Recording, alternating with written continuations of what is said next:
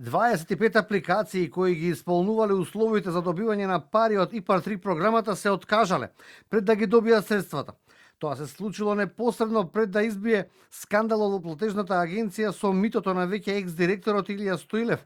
Новата директорка на платежната агенција Даниела Иротова Лазарева во интервју за телевизија 24 вели дека не сака да прејудицира која била причината за откажувањето. Па затоа, целокупната документација директорката ја доставила до обвинителството за гонење на организиран криминал и корупција. Тие 25 случаи стигнале до изготвување на договор и договорите не им се подпишани, луѓето се откажале од подпишување на договорот.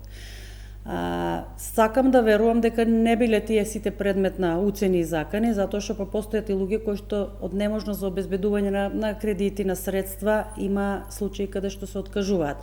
Меѓутоа, за да бидеме сигурни дека не се злоупотребени овие луѓе, од моја страна сите тие 25 предмети со детални информации за субјектите се доставени до јавното обвинителство за да може обвинителството понатака да си ја заврши истрагата.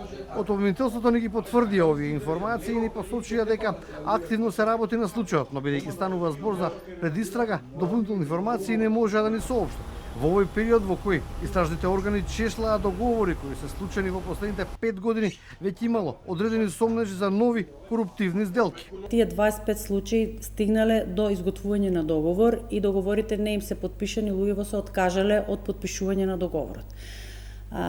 Сакам да верувам дека не биле тие сите предмет на уцени и закани, затоа што постојат и луѓе кои што од неможност за обезбедување на кредити, на средства, има случаи каде што се откажуваат. Меѓутоа, за да бидеме сигурни дека не се злоупотребени овие луѓе, од моја страна сите тие 25 предмети со детални информации за субјектите се доставени до јавното обвинителство за да може обвинителството понатака да си ја заврши истрагата. Директорката додаде дека процесот на проверка е при крај и оние апликации кои се одобрени и ги исполнуваат условите, ќе ги добијат парите. Во целиот овој скандалозен период, според неа, тоа што е добро е дека во ниту еден случај Брисел не се заканил дека ќе ја исклучи земјава од ИПА програмите. Екс-директорот на платежна Илија Стоилев е во притвор и е осомничен дека побарал мито од 50.000 евра за да фаворизира апликација за добивање на средства од европските фондови наменети за земјоделството.